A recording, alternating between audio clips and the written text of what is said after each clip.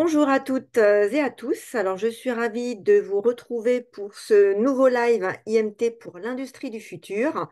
Je me présente, je suis Martine Nassar, je suis responsable de l'Observatoire des métiers et des compétences à la Direction générale de l'Institut Mines Télécom.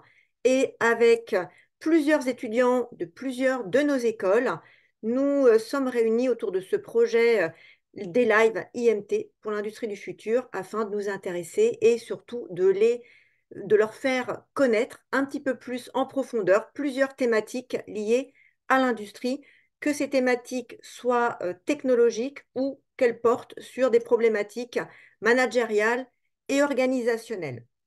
Alors, ce soir, nous allons donc aborder la problématique des enjeux environnementaux liés aux matériaux composites qui sont très utilisés dans diverses industries pour leur propriété de résistance, de légèreté, mais dont la production et l'utilisation présentent des impacts environnementaux certains et significatifs. Donc, nous envisagerons ce soir, en fait, avec nos différents invités, eh bien, de porter un regard un petit peu plus en profondeur sur les défis, les solutions aussi pour intégrer cette durabilité dans le cycle de vie de ces matériaux.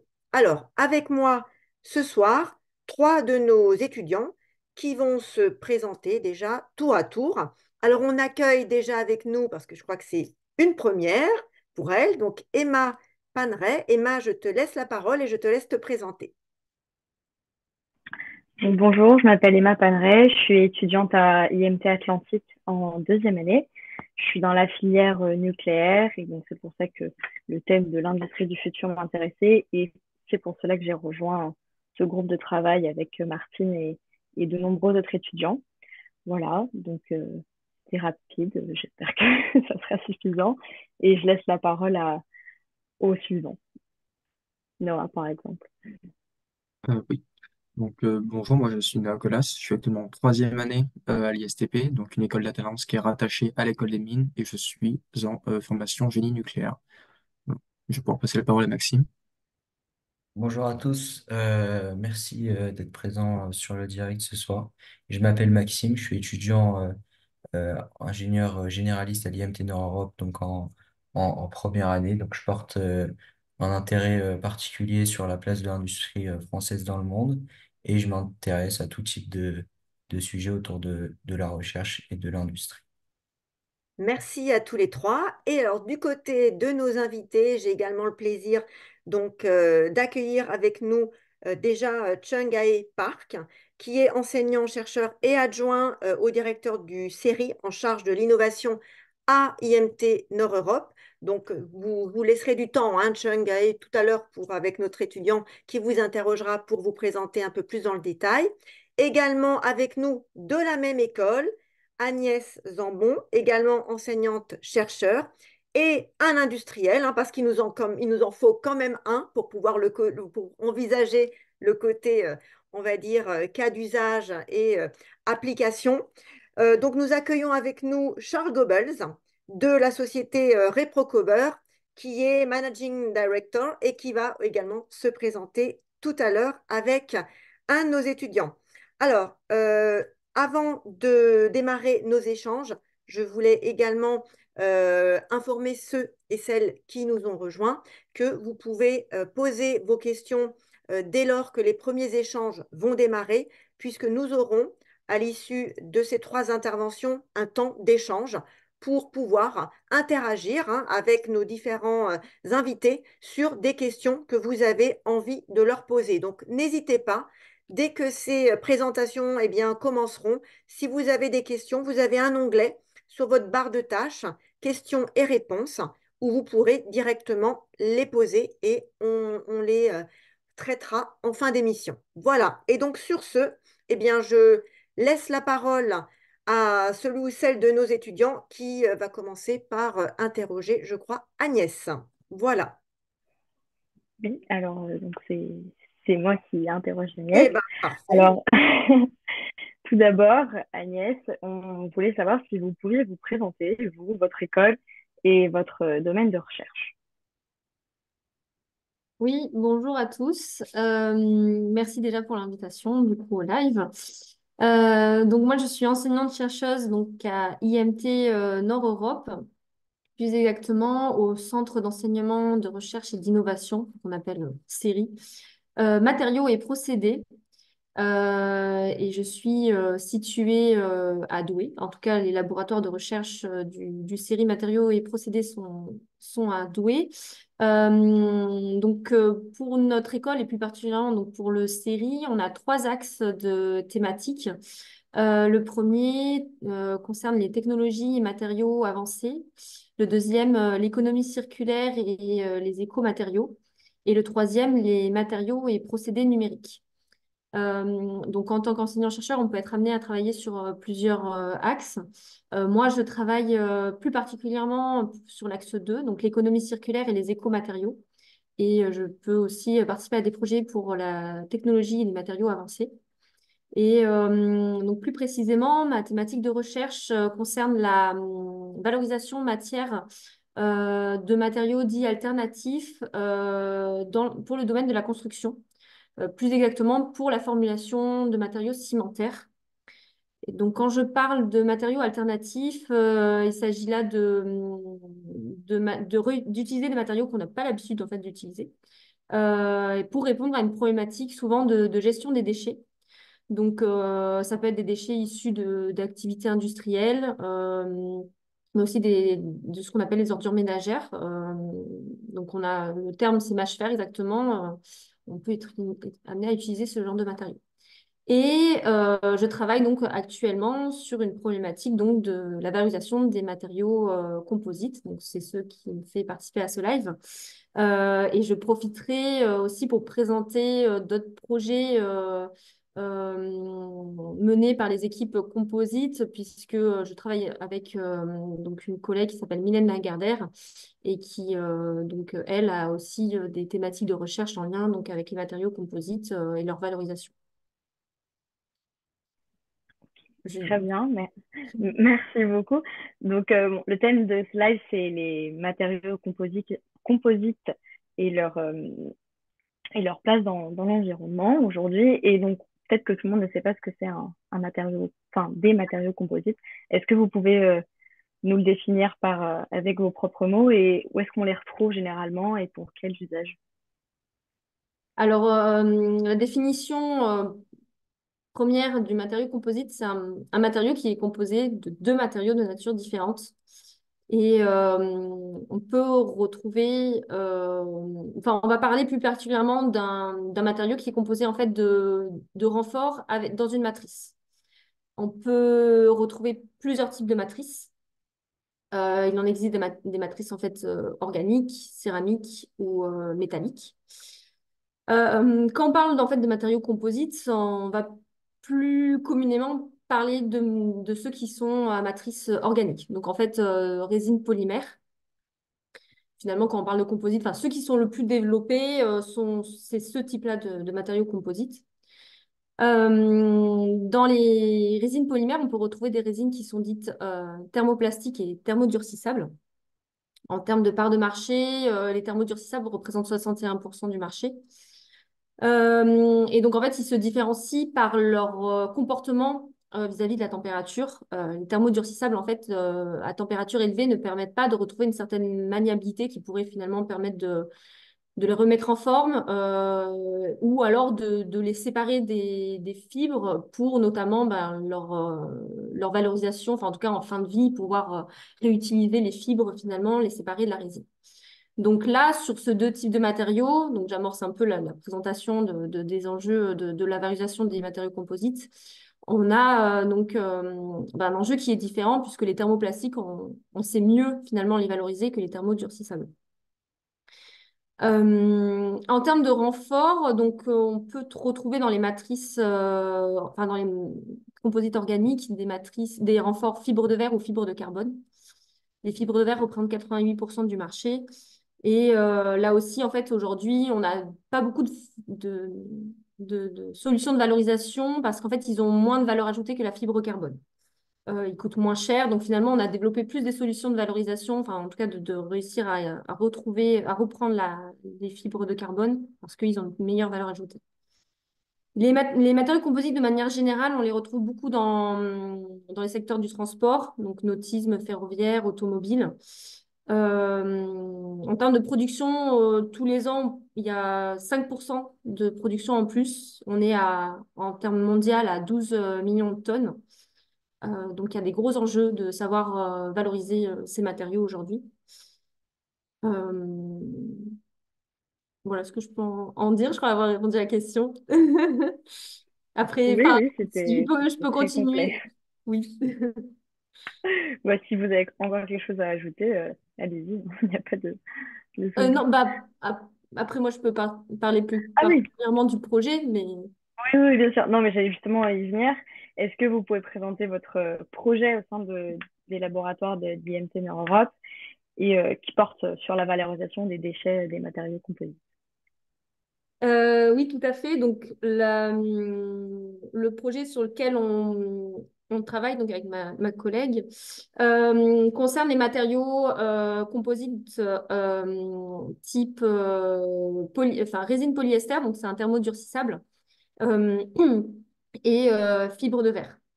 Donc, on travaille vraiment spécifiquement sur ce matériau qui, en fait, aujourd'hui, a peu de voies de valorisation. Ils sont plutôt stockés, en fait. De par ce que j'ai expliqué tout à l'heure, donc fibre de verre, une moins bonne valeur ajoutée, et puis le fait que le thermodurcissable ne puisse pas, donc vis-à-vis de la température, retrouver une certaine maniabilité. Euh, et aujourd'hui, on a pris le pari en fait, de faire une valorisation matière en broyant en fait, ce matériau. En broyant ce matériau et en le réutilisant dans des matrices cimentaires, donc en fait pour la formulation du béton. Ce choix, alors, on perd en valeur ajoutée par rapport aux matériaux composites et puis on n'est pas dans une économie circulaire, donc on ne fait pas un composite. Mais aujourd'hui, il y a une forte demande au niveau du secteur de la construction par rapport à la consommation des granulats. C'est une grosse problématique à laquelle on répond déjà aux séries matériaux et procédés via donc d'autres déchets. Et donc là, on a fait le pari de développer une solution donc avec les matériaux composites. Donc l'idée, c'est vraiment de broyer le composite à une certaine granulométrie. Alors ça va être aussi la question à laquelle on va répondre, nous, au laboratoire, savoir quelle est la granulométrie qui permettrait donc de le réutiliser dans cette formulation du béton. Et donc, en fait, on vient l'utiliser en remplacement du sable, donc, qui est donc un matériau enfin, le sable est utilisé dans la formulation du béton et on connaît aujourd'hui une forte pénurie de sable, donc on essaye de l'utiliser pour moins consommer de sable. Donc les chiffres sont assez importants hein, au niveau de la France. Consommation de granulats dans le secteur du BTP, on est à 400 millions de tonnes, donc on pourrait largement reprendre en fait la production de déchets au niveau composite. Sachant qu'aujourd'hui, il y a déjà un gros travail qui doit être fait aussi sur la quantification des gisements de déchets composites. On a très peu de données finalement. On l'évalue à peu près à... Alors, on peut différencier déjà les rebuts de production, les fins de vie. En termes de... On est assez similaire sur les deux, mais on est de l'ordre de 15 000 tonnes en France. Mais ce chiffre, à mon avis, peut être discuté puisque, comme je vous disais, finalement, on a très peu de données sur ce gisement aujourd'hui. Et avec le développement de la production des matériaux composites, ça a amené aussi à évoluer et à être un chiffre plus important par la suite. D'où le besoin de répondre à cette problématique de la gestion des déchets composites. Alors, en parallèle de développer des solutions pour la formulation du béton, on essaye aussi de refaire hein, des composites à partir de ces broyats.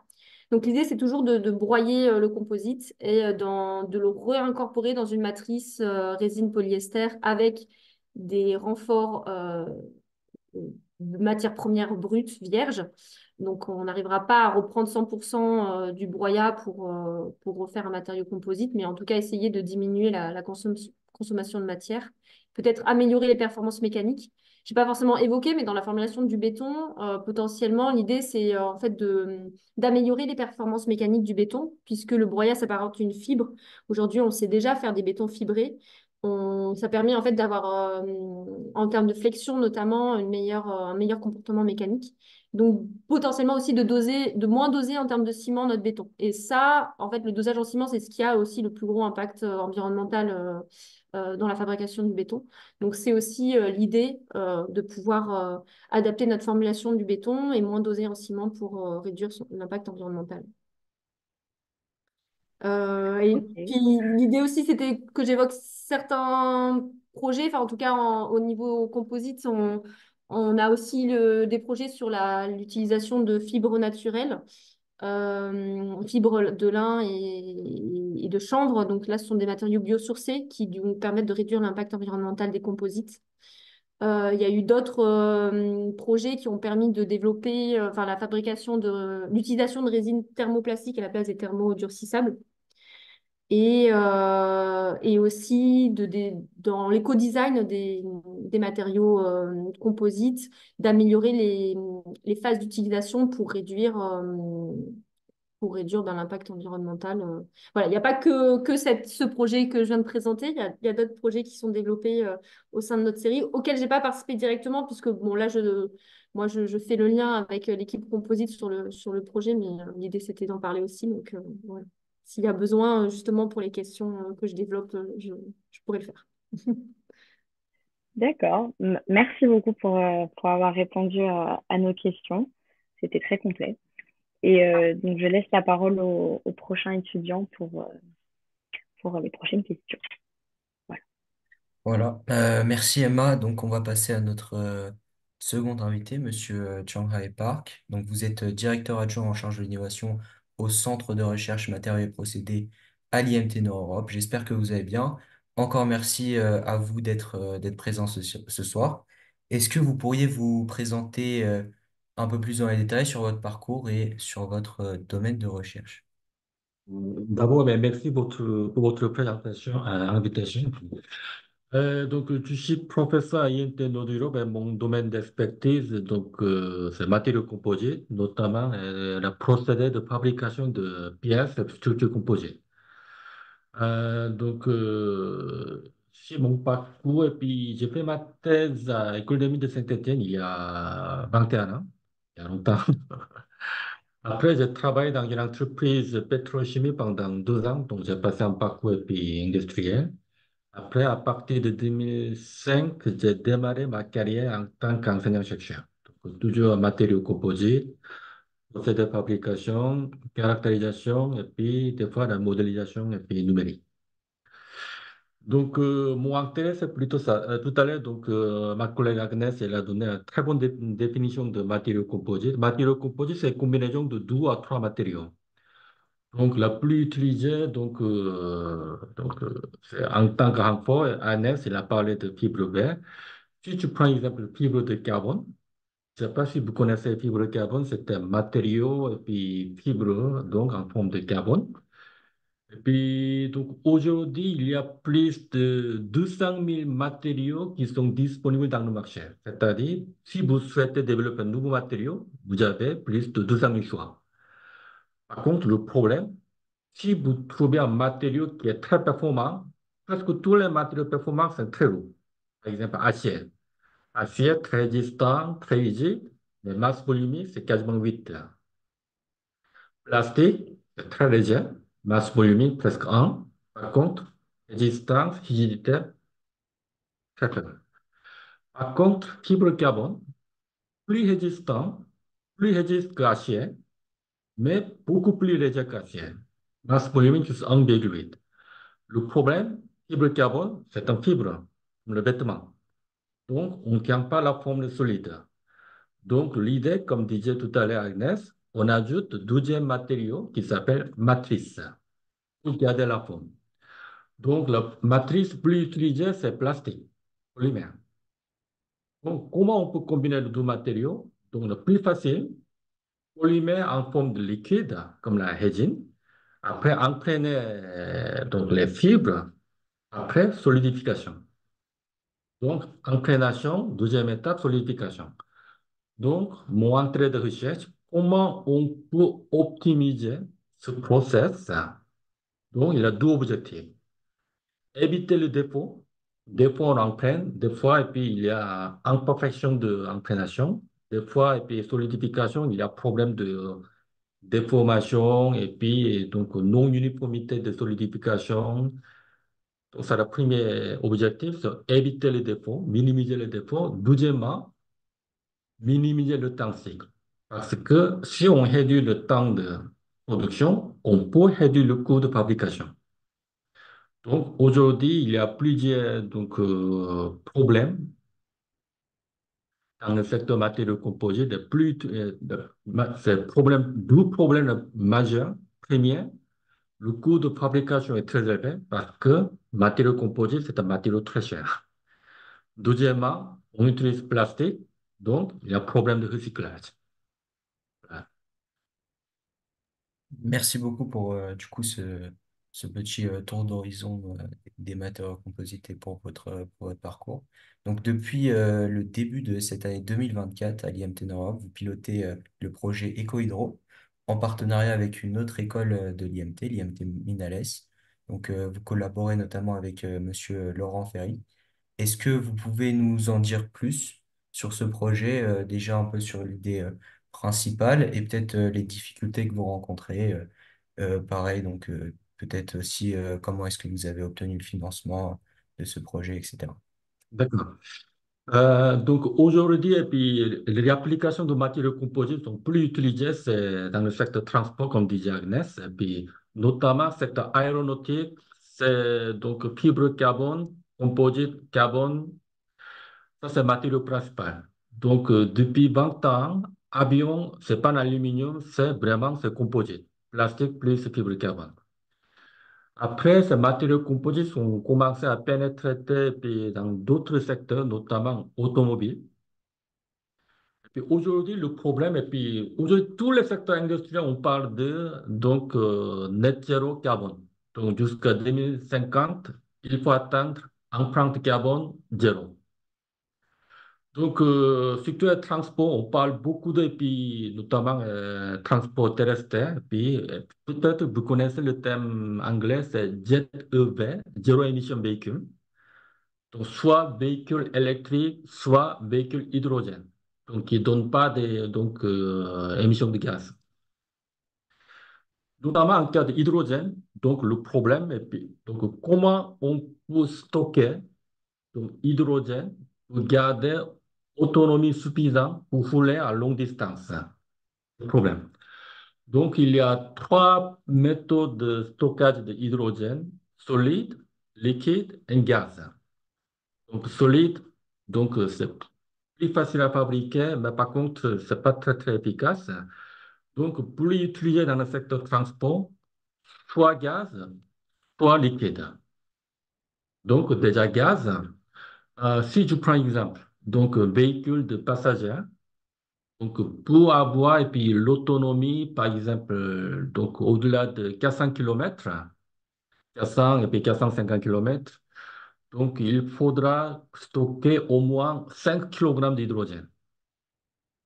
Donc 5 kg d'hydrogène, par contre, le problème de l'hydrogène, c'est un gaz très très léger.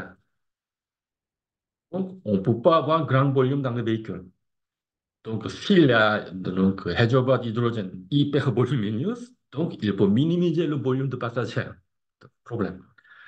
Donc la solution, il faut comprimer hydrogène à gazeuse à un minimum de volume. Donc aujourd'hui, on comprime jusqu'à 700 bars. Dans ce cas, le volume de réservoir d'hydrogène est à peu près autour de 120 litres pour stocker 5 kg. Donc, imaginons 5 kg, on peut rouler jusqu'à 400-450 km. Donc, c'est une méthode très efficace. Par contre, je ne sais pas si vous avez entendu, et puis, nouveau projet de Airbus jusqu'à 2035. Airbus, il souhaite développer et puis, avion d'hydrogène. Donc, avion, aujourd'hui, quasiment tous les avions on utilise kérosène. Kérosène, le problème après combustion, et puis ça donne et puis, émission de gaz à effet de serre, carbone dioxyde. Donc, hydrogène, après combustion, il donne juste l'eau, très très propre. Donc, par contre, avion, il faut donc voler au moins 10 heures, des fois 14 heures. Donc, gaz, impossible. Donc, l'idée, c'est, donc, on va réserver, donc, on va faire réserver, donc, réservoir pour le liquide. Par contre, problème d'hydrogène, pour avoir l'état liquide, il faut baisser la température. Jusqu'à quelle température? Moins 253 degrés Celsius. Donc, la température absolue bancaire. Donc, en même temps, donc, il faut avoir, donc, réservoir très, très léger. Donc, jusqu'à maintenant, on a utilisé beaucoup de métaux. Par contre, le métaux, c'est assez lourd. Après, le deuxième problème de métaux, peut-être vous connaissez bien Elon Musk. Donc, Elon Musk, il a dit, je ne crois pas hydrogène parce que lorsqu'on stocke hydrogène dans un réservoir métallique, donc il y a un problème, ces molécules d'hydrogène pénètrent dans le métaux. Après, ce métaux sera très, très fragile. Ça s'appelle la fragilisation par hydrogène. C'est un phénomène très connu. C'est un vraiment point faible de métaux. Donc, la solution, si on utilise matériaux composés, il n'y a pas de problème de fragilisation par hydrogène. Aussi, donc, matériaux très légers, résistants. Donc, c'est une solution. Par contre, le problème, il reste encore deux problèmes. Premier problème, les matériaux composés, notamment fibre de carbone, c'est très, très cher par rapport aux métaux.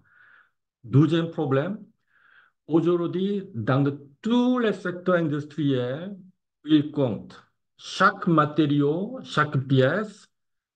Donc, il faut faire un calcul d'empreinte carbone. Donc, pour fabriquer cette pièce, on a consommé combien d'énergie? Donc, combien de donc, émissions de gaz à effet de serre, comme carbone dioxyde, ont été donc, produits. Donc, il faut faire le bilan. Donc, dans ce cas, il faut une solution. Donc, projet Ecohydro, on vise développer puis nouveaux types de matériaux composés qui sont 100% recyclables. À la fois, on peut baisser le coût de fabrication et puis consommation énergétique. Si je vous donne une indication, aujourd'hui, et puis, donc, le coût de fabrication de réservoirs hydrogène, 50-70% du coût total est de fibre de carbone. Donc, la fin de l'utilisation de cet réservoir, si on recycle, si on récupère la fibre de carbone, après refabriquer une nouvelle pièce, on peut baisser le coût de fabrication des réservoirs. C'était l'idée. Donc, c'était l'objectif d'EcoHydro. Et puis, finalement, on vise développer puis, quatre types de démonstrateurs. Si on voit la tendance de la marché, donc véhicules de passagers, c'est plutôt véhicules électriques.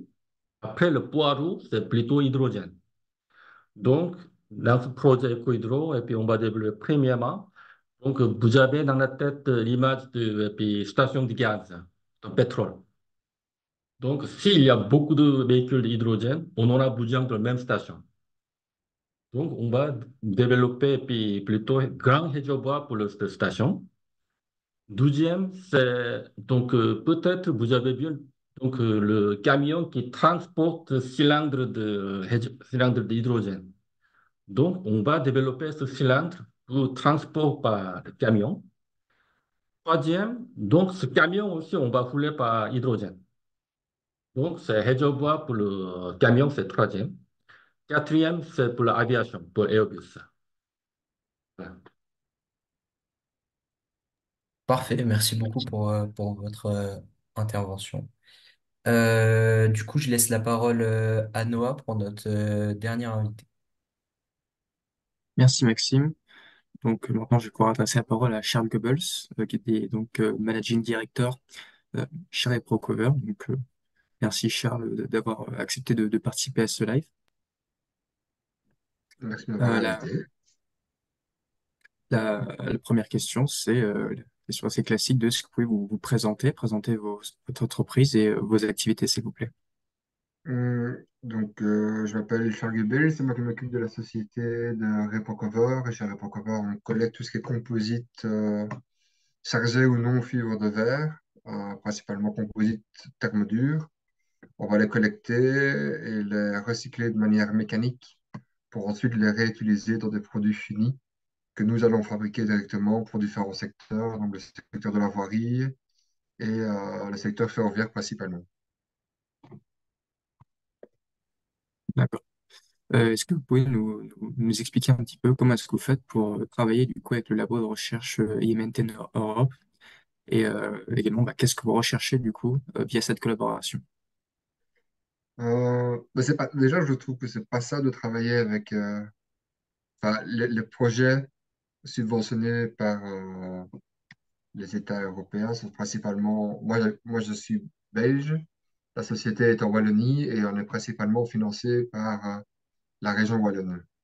En France, on a essayé de travailler un peu avec Agnès pour essayer de monter des projets, mais eux, sont principalement financés dans le nord de la France où c'est aussi des subventions régionales.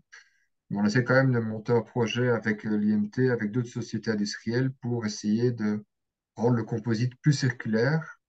On essaie de le faire. On a des projets un peu en parallèle où on broie de la matière pour après, pour certaines industries françaises, on broie de la matière pour les réintégrer dans le produit, mais aussi on a envoyé de la matière broyée chez IMT pour qu'ils puissent après la réintégrer dans le béton ou la réintégrer dans d'autres matériaux. Et donc, nous, l'objectif, c'est de trouver le maximum de voies de valorisation pour le composite chargé fibre de verre ou non chargé fibre de verre, afin de upscaler notre outil de revalorisation et au final réussir à diminuer le coût. Et donc, IMT a pas mal de contacts au niveau de l'industrie et ça permet aussi de créer un écosystème sur le composite et essayer de trouver des voies plus durables que l'enfouissement ou l'incinération pour le composite. Donc, c'est ça qu'on essaie de faire, créer l'écosystème en France, comme on essaie de le faire en Belgique ou aux Pays-Bas. Très bien. À terme, quels seraient vos objectifs pour plus et surtout mieux valoriser les déchets des matériaux composites? Et est-ce que cela va avoir un impact, enfin, quel va être l'impact sur vos activités? On a quand même pas mal d'objectifs. Nous, on a été créé en 2018. Au départ, on utilisait un liant thermodure pour réagglomérer les résines thermodures qu'on va revaloriser. Puis après, on a fait des ACV au niveau de notre process de production. Et ce qui est ressorti finalement de l'ACV, c'est que 80% des impacts négatifs de l'ACV étaient liés au liant thermodure qu'on utilisait, qui était un liant en polyuréthane. Et après, on a essayé d'utiliser d'autres liants thermodures pour essayer de diminuer les impacts négatifs de l'ACV. Et donc aujourd'hui, on a décidé d'aller plutôt vers un liant recyclé thermoplastique, type PPE, euh, afin de diminuer les impacts négatifs de la CV, tout en diminuant le prix. Parce qu'aujourd'hui, un de nos points bloquants au niveau de l'industrie, c'est chaque fois le prix. Et donc, il y a l'aspect, on rechange la formulation une deuxième fois pour encore diminuer l'empreinte carbone, enfin, l'empreinte carbone et tous les autres aspects de la CV, mais également diminuer le coût de fabrication. Euh, et alors, le second objectif, c'est pour diminuer encore une fois le prix, c'est automatiser la ligne de production qu'on a. L'année passée, on a fait 600 tonnes de revalorisation de composite. Notre objectif, c'est de revaloriser 10 000 tonnes l'année. Il y a plus ou moins 5 000 tonnes qui seraient revalorisées dans nos produits. Et il y a de plus en plus de sociétés qui sont actives dans le composite, qui veulent réintégrer des matières recyclées dans leur propre composite aujourd'hui qui sont 100% neufs. Donc, on travaille de plus en plus avec des industriels pour essayer de les aider à ce qu'ils réincorporent des matières composites dans leurs produits finis. Et donc, nous, on ferait pour eux que la préparation de matière qu'on fait déjà pour nous dans différents secteurs, le transport ou tout ce qui est produits électriques ou autres. Et donc, ou peut-être dans le béton, à voir, parce que L'objectif, c'est de trouver un maximum de voies pour essayer de diminuer le coût, parce qu'au final, le recyclage, ce qui bloque dans 90% du temps, bah, c'est le coût de revalorisation et le coût que ça coûte. Donc, pour réussir à être plus grand, il faut réussir et à recycler plus de matières composites. Il faut réussir à diminuer le coût de broyage en upscalant les installations et en automatisant tout ça. Si vous le permettez, je vais vous poser une dernière question. Après, je pense que et Agnès et Monsieur Park pourront également y répondre. Ça serait qu'est-ce qui pourrait faire que votre solution se popularise plus qu'elle ne l'est déjà aujourd'hui? Pour l'instant, on parlait de plusieurs freins, notamment au niveau du prix que les entreprises n'ont pas encore prêt à donner ou du fait que les installations ne soient pas encore tout à fait installées. Qu'est-ce qui, selon vous, pourrait faire que ça décolle un petit peu plus pour l'utilisation des composites? Moi, je trouve qu'il y a déjà pas mal d'aides qui existent pour tout ce qui est projet de recherche. Donc ça, c'est déjà une bonne chose. Mais ce qui bloque au niveau de ma situation, c'est que au niveau, quand je vends mes produits finis, les gens, bah, ils vont regarder uniquement le prix et pas l'aspect durable. Au final, parce que moi, mon marché, c'est plus ou moins 400 000 à 500 000, un marché de produits, un chantier que je veux avoir. Et donc, si on est 5% plus cher qu'un produit traditionnel qui est fabriqué en produit neuf, bah, on sera chaque fois perdant. Donc, et donc aujourd'hui, ben, il n'y a pas encore vraiment de manière objective qui existe dans les cahiers des charges pour comparer un produit à un autre. Donc, si on va dans les foires ou si on va au supermarché, ben, tous les produits sont plus verts que le voisin.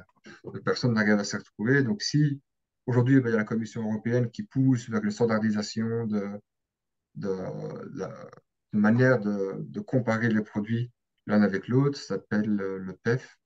Donc, si tous les gens utilisaient cette manière de comparer l'aspect environnemental, ça pourrait aider. Et, et imposer aussi alors aux gens, ben, soit à réincorporer des matières recyclées dans les produits existants. Et donc, s'ils ne le font pas, ben, alors qu'ils sortent du marché, ou alors obliger les gens à recycler les composites s'il y a des solutions qui existent. Mais après, forcément, moi, ça va peut-être les mettre en porte-à-faux par rapport aux produits qui viennent d'hors Europe, qui ne doivent pas respecter cette législation-là. Et donc, on sait très bien que beaucoup de sociétés européennes perdent des marchés parce qu'il y a des produits hors Europe qui ne respectent pas les mêmes normes et donc qui arrivent à avoir des produits moins chers. Et donc, on en revient encore une fois au prix. Mais après, si vous pouvez imposer tout ça, voilà.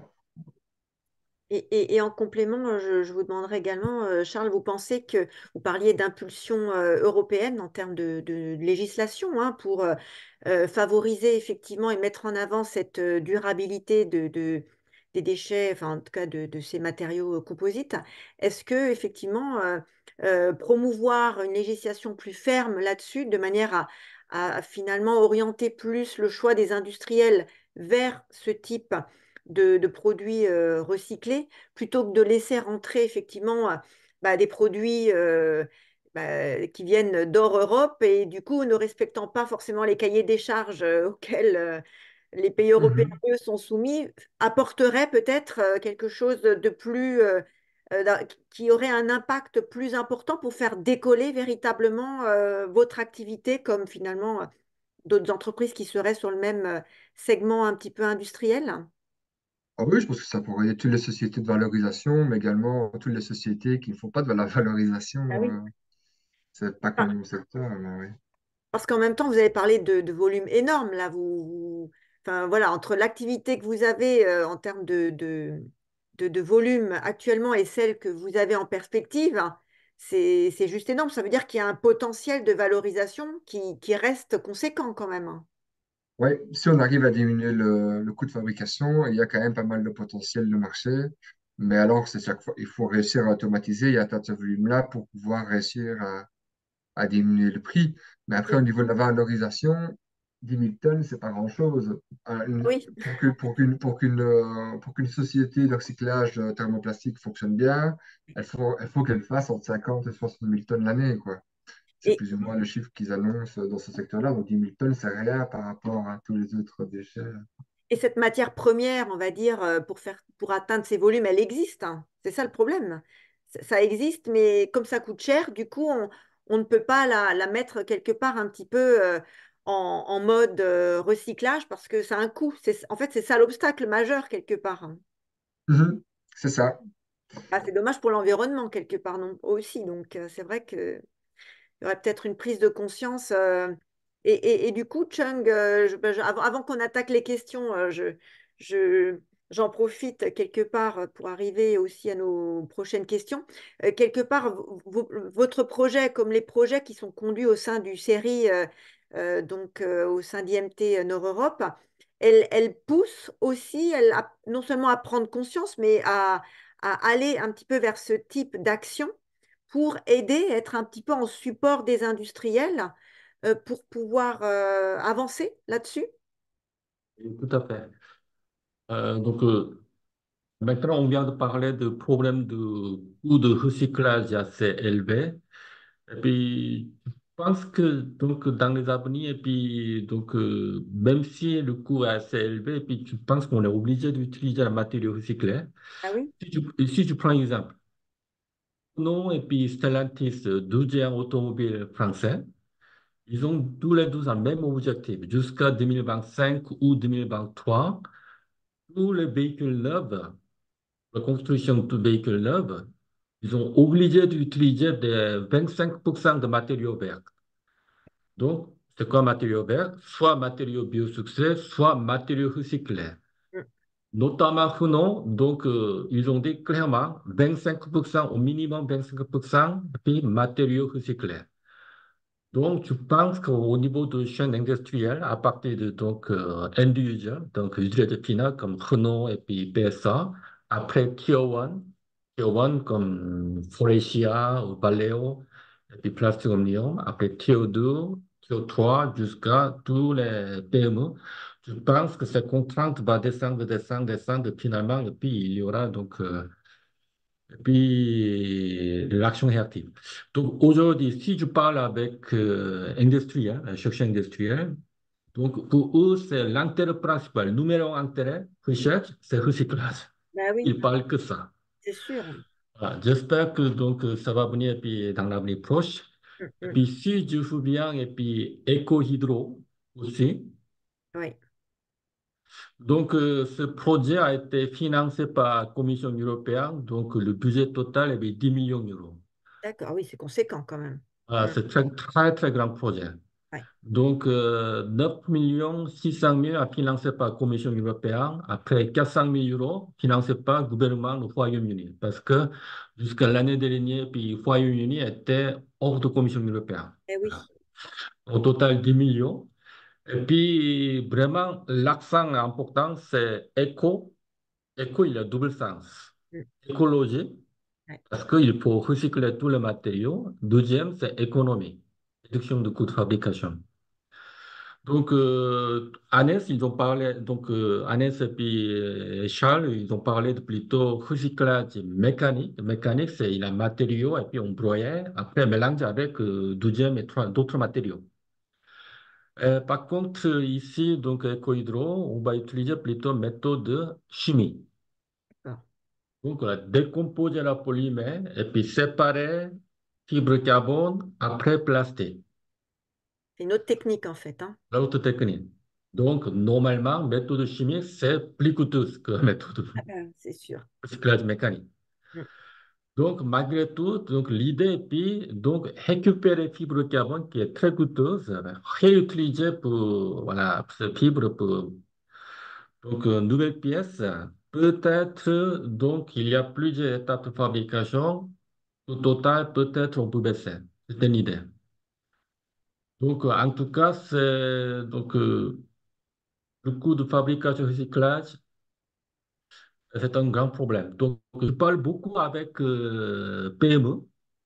Ils souhaitent chercher à la nouvelle méthode, une nouvelle solution pour remplacer la méthode, matériaux existants, notamment et puis composites, matrices thermodurcissables. Après, le problème, c'est toujours quoi? Comme Charles a parlé tout à l'heure, dès que tu parles prix de matériaux, après, non, non, non. Parce qu'aujourd'hui, si je prends un exemple, matériaux composites plus utilisés dans le secteur automobile, il y a un matériau qui s'appelle SMC, Sheet Molding Compound. Donc, c'est un mélange avec fibre de verre et puis donc polyester. Si vous avez à la maison, en salle de bain, vous avez un baignoire en plastique, normalement c'est SMC, c'est le même matériau. D'accord. Donc, le problème, donc, on ne peut pas refondre parce que c'est un thermodissable, même si on augmente la température, donc, quoi qu'il arrive, toujours, donc, c'est plastique solide. Ouais. Donc, ce matériau, c'est très, très bon marché. Donc, 1 kilogramme, 3 et 4 euros. On dit, voilà, coût de recyclage. Donc, 1 kilogramme recyclé, donc 7 et 8 euros. Oh non, non, donc, désolé, donc, on ne peut pas utiliser ce qu'on dit. Donc, j'ai vu dans le chat, pour moi, c'est principal défi technique, économique, c'est réduire le coût de recyclage. Après, normalement, après recyclage, les propriétés mécaniques sont baissées. Donc, dans l'éco-hydro aussi, donc on va bien surveiller, puis changement de propriété mécanique, premier recyclage, deuxième recyclage et troisième recyclage. Donc, il y aura beaucoup de choses à améliorer. Oui. Ok. Oui. Merci Chung pour votre réponse et je laisse les étudiants là traiter un petit peu les différentes questions qui sont dans le chat à poser à nos invités. Alors. Alors, donc on a plusieurs questions. La première, c'est pourriez-vous nous expliquer brièvement quels types de matériaux composites sont les plus utilisés dans l'industrie et pourquoi leur recyclage est particulièrement complexe? Alors, là, je pense Donc, que on a eu ouais, quelques éléments de réponse de toute manière, mais exactement. si Agnès ou Charles avaient envie de compléter un petit peu les premiers éléments qu'a déjà donné Chung, n'hésitez pas.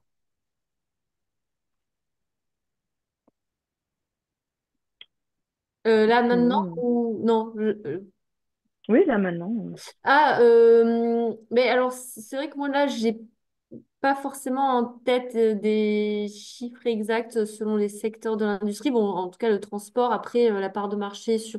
Il me semble que le nautisme peut-être est plus important, mais là encore j'avoue peut-être que Shanghai sera Ok. mieux. Donc, déjà, puis le secteur le plus important pour le matériau composite, c'est aéronautique. Ah, Ah, Voilà. Donc, aujourd'hui, c'est quasiment tous. Donc, par exemple, vous connaissez puis A350, donc, nouvelle série d'avions Airbus. 53% du poids total d'avion, c'est composite. ah ouais, Donc, en volume, c'est 70% parce que composite, normalement, c'est plus léger qu'aluminium. c'est ça. D'accord. Après, tous les avions de chasse, et puis, notamment et puis, hélicoptères, c'est 90% du poids total, c'est composite. Bah oui, il y a les pales d'hélicoptère, c'est en matériaux composite, Hélicoptère, et puis, donc, fuselage et tout, tout. fuselage, tout. Ouais, tout à Ah. fait. Mm. Donc, aéronautique, c'est principalement c'est fibre de carbone. Légèreté, c'est le critère primordial. Par contre, automobile, donc, fibre de carbone, c'est un peu cher pour l'automobile. Donc, il y a le seul véhicule pour masse production qui utilise cette fibre de carbone, c'est BMW série I, le véhicule électrique.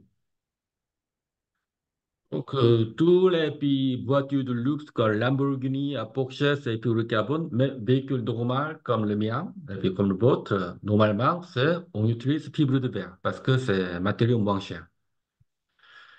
Voilà. Après, secteur nautisme, c'est quasiment tous fibre de verre et puis polyester. Après, ferroviaire, un petit peu de fibre de verre, c'est quasiment tous fibre de verre, et puis principalement amortissable, polyester. Mais comme Alstom, ils cherchent, parce que presque toutes les séries le train, l'ancienne série qui arrive à la fin de vie, aujourd'hui. Ils cherchent la méthode de recycler de ces trains. Après, ils ont un projet pour remplacer ce composite vert thermodissable par vert thermoplastique. Parce que thermoplastique, comme le mot thermoplastique, avec la chaleur, matériau est ramolli. Donc, on peut séparer fibre et puis matrix, donc possibilité de recyclage. Donc, aujourd'hui, c'est le secteur plus important, c'est donc aéronautique. Après, le grand potentiel automobile.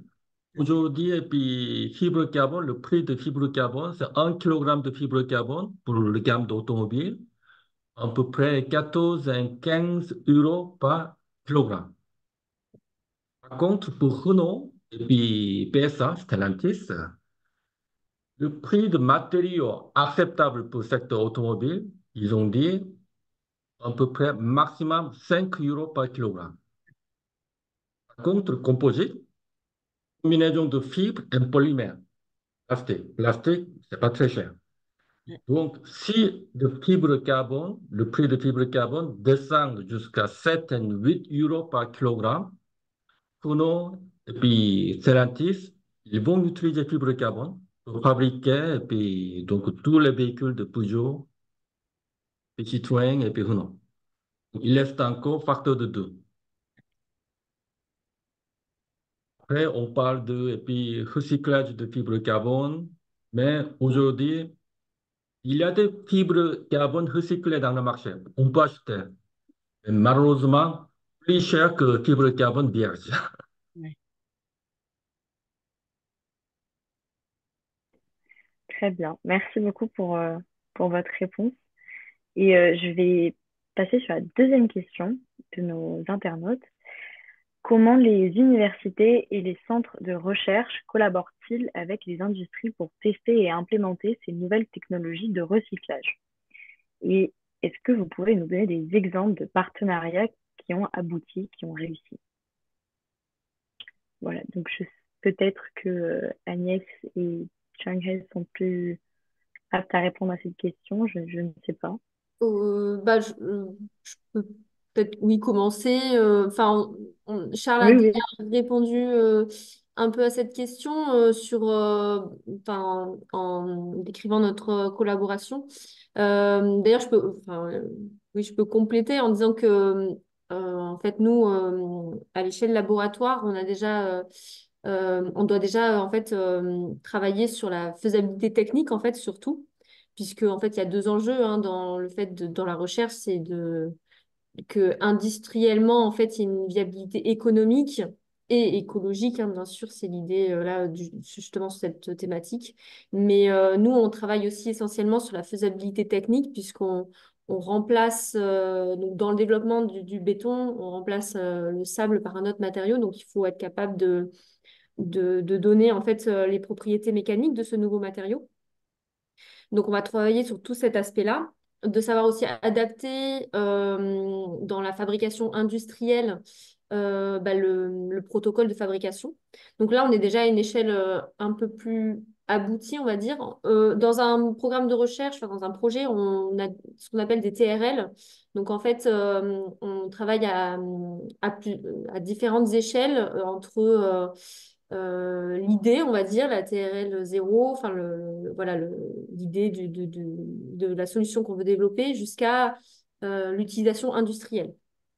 Et donc, dans un projet de recherche, on va essayer d'aller à un TRL assez avancé. Euh, Avec les industriels, on travaille donc sous forme de projets qui sont souvent subventionnés. Enfin, la complexité. Aujourd'hui, nous, par exemple, dans le projet du développement de ce béton à base de broyat composite, on n'a pas encore de partenariat avec les industriels. Alors, on est en échange. On essaye justement de monter un projet, mais pour l'instant, on est sur fonds propres en fait de l'école. C'est-à-dire qu'on a eu un stage l'année dernière, on propose à des étudiants de travailler, donc là c'est sur un mois, ça ne permet pas forcément d'avancer très vite, mais on a déjà des premiers résultats, on va dire, via ces formats-là. Et on essaye surtout voilà, de monter des projets qui sont donc en collaboration avec les industriels. Et là, le problème, c'est toujours que les entreprises y voient un intérêt, puisque il faut aussi financer ces projets et c'est toujours un peu compliqué pour les industriels, en tout cas, d'y voir une retombée économique immédiate. Et voilà, donc c'est un peu le nerf de la guerre. Et bah alors, d'exemples de partenariat réussis, là, comme ça, je ne sais pas si je serais capable de citer des projets, mais en tout cas, nous, on travaille jusqu'à des démonstrateurs à échelle industrielle à l'école. Donc, en fait, finalement, il y a la phase laboratoire, on travaille à l'échelle laboratoire et après, on essaye d'implémenter ces solutions à l'échelle industrielle. Et donc, forcément, on accompagne aussi les industriels sur ces phases-là. Très bien. Et donc, vous cherchez concrètement, Agnès, des partenaires industriels plutôt dans le secteur du BTP, j'imagine, si vous parlez de béton. C'est peut-être eux qui sont les plus concernés pour pouvoir être, on va dire, en lien avec votre projet quelque part. Oui, et en fait, justement, alors voilà, nous, on est beaucoup, enfin, je peux citer, enfin, par exemple, Plastic Omnium, qui est une entreprise à laquelle on travaille là sur le projet, donc qui est fabricant de haillons dans l'automobile. Donc c'est avec leurs matériaux qu'on travaille sur le projet actuellement. ReproCover donc nous fournissent les tables de broyage. Euh, et en effet, en fait, dans les discussions, on manque voilà, de partenaires au niveau de l'utilisation donc de ce nouveau béton à base de broyat. Et finalement, la difficulté, on en parlait tout à l'heure, c'est les volumes. Finalement, par rapport à la consommation de granulats, il y aurait presque un problème finalement d'avoir un volume assez important pour que ça soit intéressant en fait pour les industriels du BTP, puisque eux, s'ils sont amenés à modifier leur processus industriel, si c'est pour une petite quantité et surtout pour une reprise de matériaux, peut-être à des prix, donc on en parlait aussi tout à l'heure, pas forcément très intéressant, bah, c'est là le point un peu bloquant. Pour eux, finalement, ça ne représente pas forcément un grand intérêt. Et voilà. Mais après, à nous bah, de justement montrer bah, l'amélioration peut-être de performance mécanique sur ce matériau. Enfin, en tout cas, de trouver des filières peut-être d'utilisation nouvelles, innovantes, voilà, qui pourraient ben, intéresser certains industriels. Donc, en tout cas, oui, si là, pour le live, il y a peut-être des industriels qui sont intéressés, eh ben, c'est en effet un bon. D'autant que l'émission est Une en belle. replay également, Agnès. L'émission Ah, est en replay, donc effectivement, on aura, je pense, aussi l'occasion de pouvoir toucher des industriels. Et ce sera l'occasion, effectivement, comme ça, en le réécoutant, de pouvoir mieux connaître ce que vous faites. Donc Je c'est ça, une bonne chose. vais peut-être Oui, rajouter Charles. un point. En tout cas, en Wallonie, il n'y a pas de projet de recherche s'il n'y a pas d'industriel qui sponsorise le projet. Ah oui, Donc, quand c'est un TRL très bas, c'est que les universités ou centres de recherche qui travaillent ensemble avec un comité de pilotage qui suit le projet tous les 6 mois. Et une fois que le TRL est plus élevé, il n'y a pas de projet de recherche sans industriel et sans centre de recherche. C'est au minimum, il y a une obligation d'avoir les deux. ouais. Et puis après, lorsqu'on veut faire certifier un produit, il faut toujours une deuxième partie qui vienne certifier. Enfin, il y a l'entité qui va venir certifier le produit et qui va vérifier qu'on a testé tous les produits selon certaines normes. Et toutes ces normes-là, ben, on les teste dans une université ou des centres de recherche. Et les universités et les centres de recherche, ils ont toujours énormément d'outils qu'on peut tester. On n'est pas obligé d'arrêter la ligne de production. Et donc, et ils ont la méthodologie pour rechercher, parce que rechercher, il y a moyen de chercher beaucoup sans avoir collecté les données correctement. Donc, nous, tous les projets de recherche, on les fait chaque fois avec un centre de recherche ou avec une université. Et on a fait tous nos projets de recherche, on fait chaque fois la CV. Donc, on teste les technologies, on teste les produits, on fait de la simulation 3D au niveau du vieillissement des produits. Et donc, toute innovation passe par des centres de recherche ou par des universités.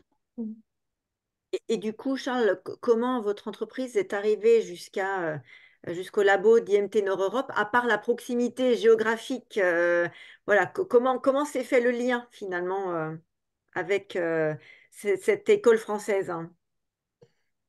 Je pense que je sais plus exactement si ça fait déjà 3, 4 ans ou 5 ans. En tout cas, on se voit souvent aux foires et aux Ah bah oui, événements. les salons, les foires, c'est vrai, exact. Mm. Je me Et aussi demande si parce qu'ils avaient lancé un projet. Vas-y, vas-y. c'était à la SNCF qui nous a mis, je crois, en contact. Ouais. Ah bah voilà. Ah oui, c'est ça. Puisque à l'époque aussi, on échangeait pas mal avec eux pour, par rapport voilà, au ferroviaire qui a la problématique voilà, des trains en fin de vie. Et je crois que notre contact, oui, nous avait mis en lien. Voilà. C'était D'accord. via un industriel, du coup. Eh ben voilà, absolument. Bah, tu peux y aller, Emma, tu peux Bon, continuer. bah, je vais prendre une dernière petite... Oui, je vais prendre une dernière question. Donc, c'est Marie Journe, une alternante chez Airbus Hélicoptère, qui est en tête d'un projet consistant à identifier les contraintes et exigences en termes de recyclage et démantèlement, et, enfin, afin de mieux concevoir les appareils de demain. Et elle aimerait savoir si vous aviez déjà étudié des axes de recyclage pour des composites à structure sandwich. Alors déjà, il faut peut-être, si Voilà, quelqu'un peut nous expliquer, oui, voilà, ce je que sais pas ce c'est. que c'est. Voilà. En fait, non, pas encore. Par contre, c'est très très difficile. Parce que, et puis, structure sandwich, il y a la composé, puis le normalement, est composé de fibre de carbone. Ok. Après, le cœur, donc, souvent, et puis, nid d'abeille ou d'autres types de matériaux. Oui. Donc, déjà, il faut séparer les deux types de matériaux. Donc, c'est assez difficile. Donc, après, deux matériaux différents, donc, il faudra, et puis, donc, deux types de différents, et puis, méthodes de recyclage. Le sujet est très challenge, mais je pense que c'est assez intéressant. Parler de structure de nid d'abeille, c'est ce qu'on retrouve dans les pales d'hélicoptères, justement. Ouais, voilà. Normalement, c'est au milieu, c'est nid d'abeille, l'extérieur, et puis une couche très mince de composite de fibre de carbone. Exact.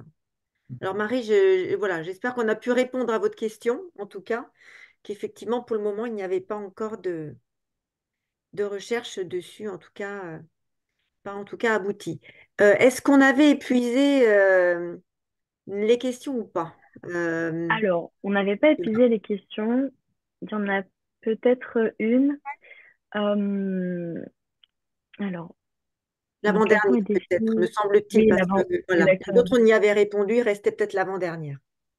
Donc l'avant-dernière, quelle vision avez-vous pour l'avenir du recyclage des matériaux composites? Quels objectifs devraient être prioritaires pour les chercheurs et les décideurs, donc les entreprises, dans les années à venir? Pour bien conclure. Alors vous, Charles, comment vous voyez l'avenir? Il ne faut pas arriver à faire vos 10 000 tonnes, hein.